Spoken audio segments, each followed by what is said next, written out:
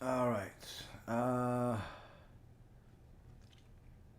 Okay, so now I see. Okay, here we go. First question I see is, Rabbi, obviously Hashem does not need us. However, in a different perspective, does Hashem need us for His purpose?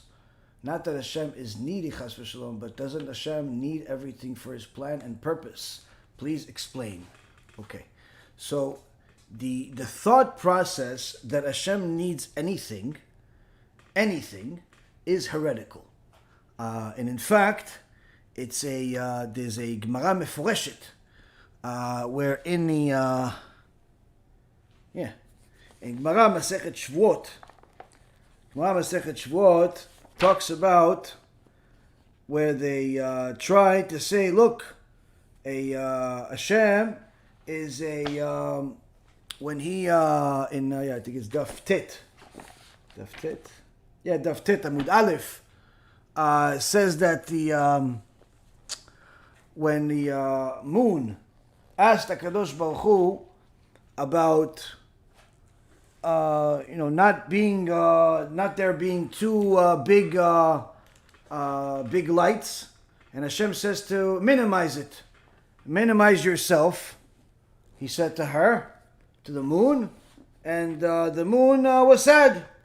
Why? What I said had perfect credibility. Why do I have to minimize myself? So Hashem appeased her by saying, okay, well, gave her the stars. Later on, when Mashiach comes, she'll go back to what she was. But still, no matter what Hashem did,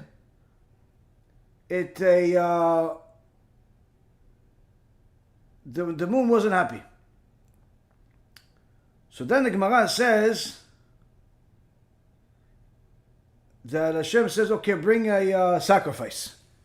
Bring a sacrifice in my name to rectify this. Bring a sacrifice. So the heretics will say, look, see, what? Hashem is makes sins. He has to bring a sacrifice. He has to bring korban. So when a person reads the Torah that way, then certainly they're going to arrive at a mistaken logic and mistaken conclusion.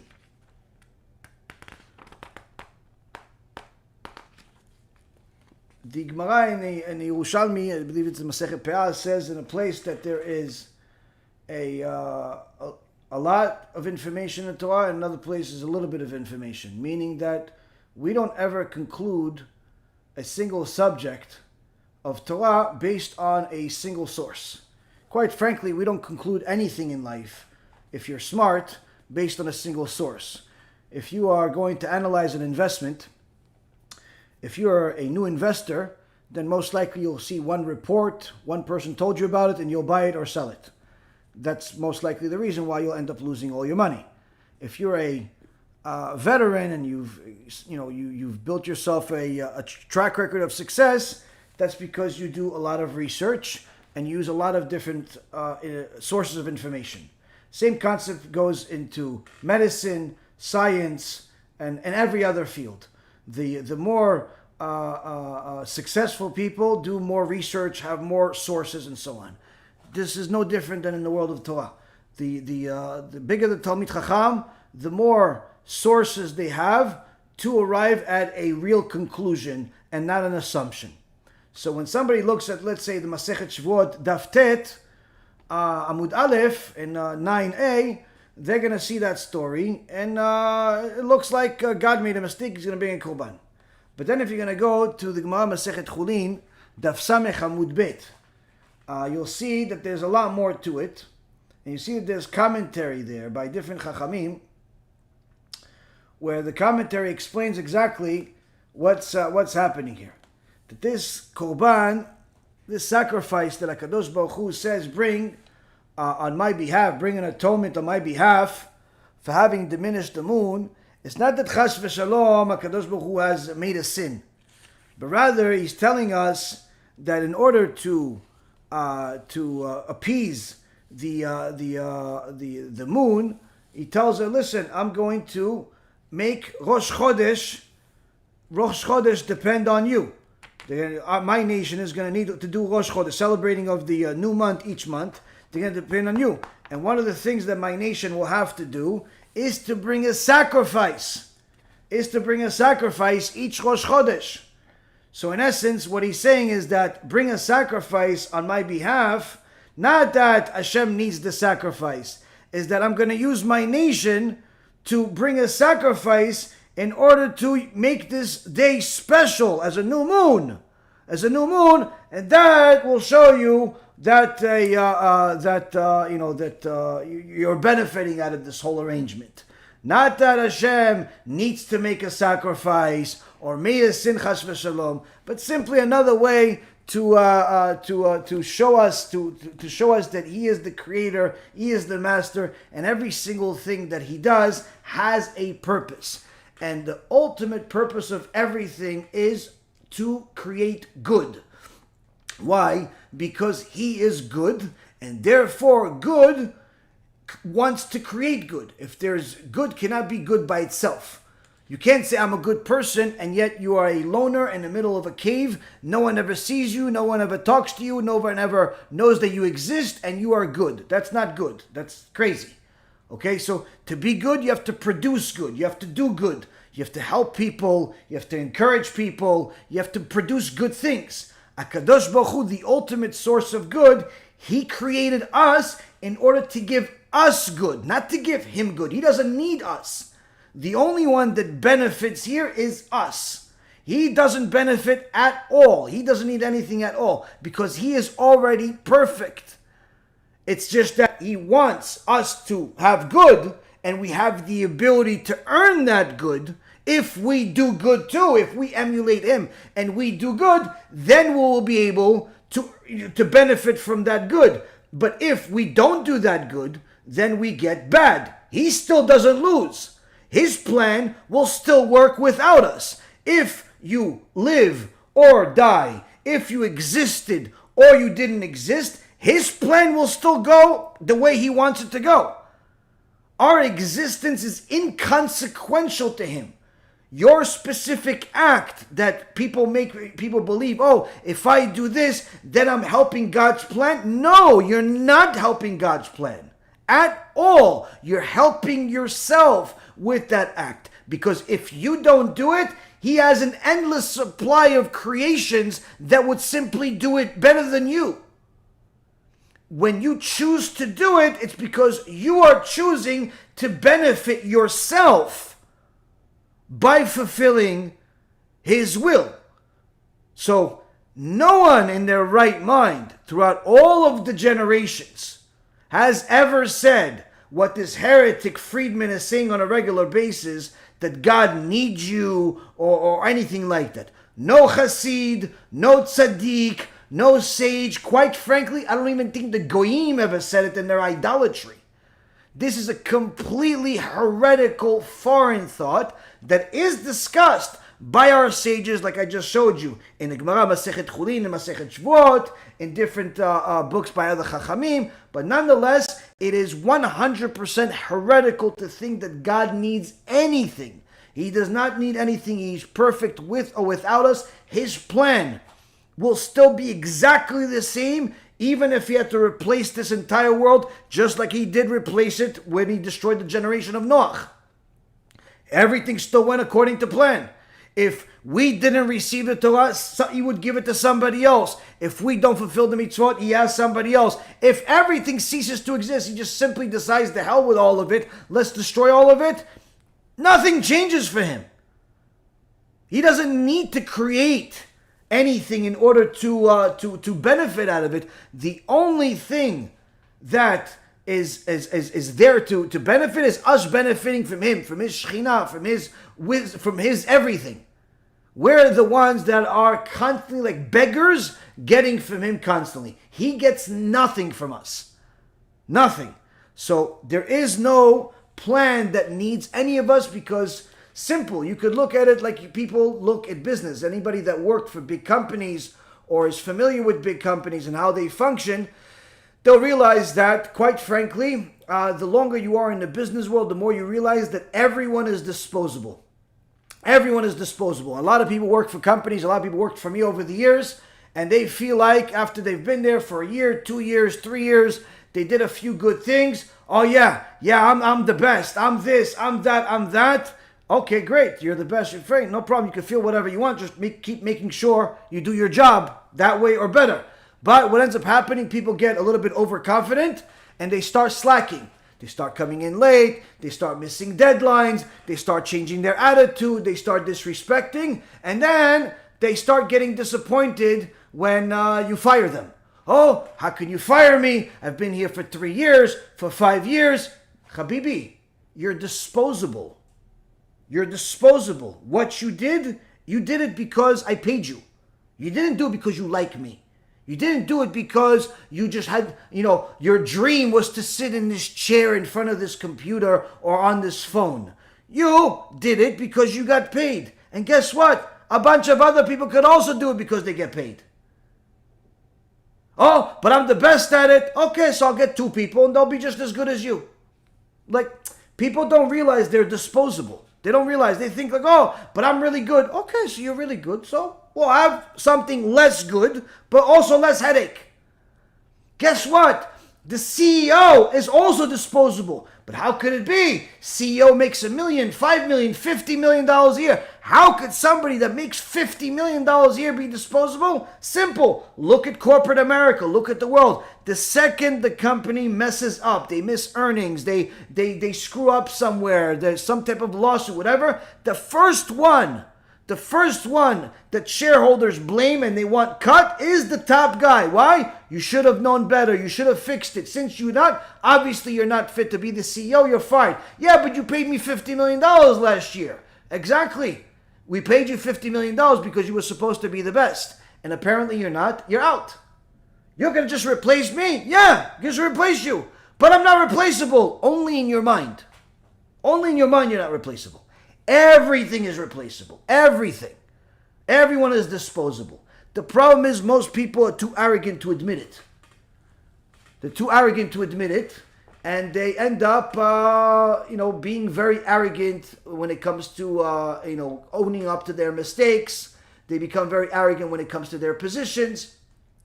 And usually those types of people jump around from place to place a lot because simply nobody else can stand them, or they can't stand everybody else, or a combination thereof. So just like people are disposable like tissue in the corporate world, in factories, in any aspect of business, as also they're disposable in this world altogether. In the eyes of God, even though your parents love you, if you become a murderer, guess what? They'll run away from you. Yeah, but I'm their only son. Yeah, but you're a murderer. They'll be afraid for their life. They'll just have a different son. They'll adopt a dog. Everything is replaceable. In the eyes of the Creator, He created good because He wants to give us good. But He doesn't need to give us good. This stupid theory from this philosopher Santa Claus Manus Friedman that says, oh, since He created us, that shows that He needs us. I don't need to eat. He needs me to eat. That is completely moronic, heretical, and just, I have no idea how people don't burn Him on stage from all the stupidities feeding society. It actually shows how stupid people are today. Are we here to get from God what we need, which He made us need? This doesn't make any sense at all. What is life all about? Fulfilling your needs. Did I ask for these needs? No. But you got to spend your whole life taking care of your needs. And if you don't, you go to hell? I mean, this is mind-boggling. No, God is the needy one. I'm not the needy one. That is such a burden off of our conscience. What's wrong with you? When are you going to be? How come you don't? Well, you should. You better. No. I don't have to anything because I didn't create myself or the world. I'm here because he has a vast eternal need. And if I can do something for him, my existence is justified. Otherwise, I got no problems. We are familiar with God because God needs us more than we need him. If we could get this into our thinking, into our educational system, we need God. If he created us, then who needs whom? How did we become the needy ones when he created us? Here's what Jewish thinking should be. We are not needy and dependent on God.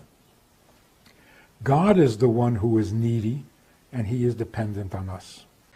You need to eat. God doesn't need you to eat. Yeah, but he created me to eat. Okay, so you know what? Since you don't need to eat, stop eating for a day or 2, or 3 days, or 4 days, or 5 days. See what happens. Yeah, but then I'll die. Perfect. If God really needs you, you won't die. If God needs you, you won't die. If God needs you, you could just do whatever you want. It's such a dumb logic that unfortunately it has tum'ah on it that's penetrating the Jewish world more and more on a daily basis. So again, I repeat it for the umpteenth time, not just in this year, but over the years. To think that God needs anything, needless to say, he needs me or you or anything that we do, is 100% heretical. It's against the Torah. It is no different than taking a baby and bringing it to the Baal and burning it like idolatry. No different. No different. For a second to think that God needs anything. There's no such concept of God needing anything. No sage in the history of Am Yisrael has ever said such a thing. God needing anything. This is why this moron doesn't mention any actual sources. Because there are no sources. And guess what? Our Torah is built on sources. Where if you state something, you must have a source according to our tradition. Even in the Gemara, you'll see the sages make a statement. The first question, every single time without fail, that the other sages ask him is, where'd you get that from? You're saying such and such is allowed. You're saying such and such is what it is. You're saying, for example, Gemara Masechet Sanhedrin says, the tradition knows that a woman already shows pregnancy at 3 months old. One of the sages comes, no, I know from that a woman that gives birth after 7 months, she already shows after 2 months and a third. Say, where'd you get that from? That's what they ask him. Where'd you get that from? If he says, no, I saw one lady out there, or my mom told me, it's worth nothing. Give me a source from a Torah. No source from a Torah, it's worth 0. Nothing. So that's the point people don't understand today because they're so ignorant. They don't realize if you mention something, as there's no source for it in the Torah, it doesn't exist. It doesn't exist because, as we said, when HaKadosh Baruch Hu created the world, he created the world with everything in mind. So if everything in creation, including today's talk, including tomorrow's conversation, including your lunch from 3 weeks ago, everything in the Torah, and this idea, this foreign idea is not in the Torah, then obviously this is something that does not have the right to exist. But that's the thing that people don't understand. That's the thing that people don't understand. It's just that if a person doesn't learn Torah, they do not have the ability to see the truth. So it's important for us to know that God does not need anything. He is complete. The only one that could ever benefit from this relationship is us. That's it. He doesn't need us to benefit. We choose to benefit or not by our actions. If we do his will, then we benefit. If we don't, we get punished. We don't get punished because he is looking to get back at us, like he's going to catch us in the back of the schoolyard. No. It's because he created us as a vehicle to produce good. Because he wants to give us good. But when we operate and in a dysfunctional manner against their own purpose, then the punishment is there because that's the only action that could ever be. That's the only reaction to something that is dysfunctioning, that's going against its purpose. It's similar to a car works, everything is fine, fantastic. If it stops working, what do? You start using the hammers and the guns and the screws and you start busting up everything possible to go fix things. Yeah, but what if the car is hurt? Let it be hurt. It's not working. Yeah, but it's really noisy. Let it be noisy. I need to get back on the road. So Hashem has to punish us because we are dysfunctional. When we work according to the plan, then He can give us good. When we don't, the punishment is because He cannot give us good in our current status. So He has to remove all the filth we created. And sometimes a person can create enough filth that they lose their right to exist. So that soul gets eliminated altogether after a very, very lengthy and painful process. And that has endless amount of sources. You could see the Gemara in Masechet Rosh Hashanah, page Yud Zayin, Amud Aleph, Yud Bet, Tet Zayin, Amud Bet. You could look at the Shar Agmul by the Ramban, Nachmanides, the 7th section in Shar Agmul, Reshit Chochmah, Masechet Gehenom, and endless other sources that talk about the purpose of the punishment and so on. And again, it's important for people to know that all of this is the basic foundation of Judaism. Nothing more. Basic foundation. Believing anything else is believing in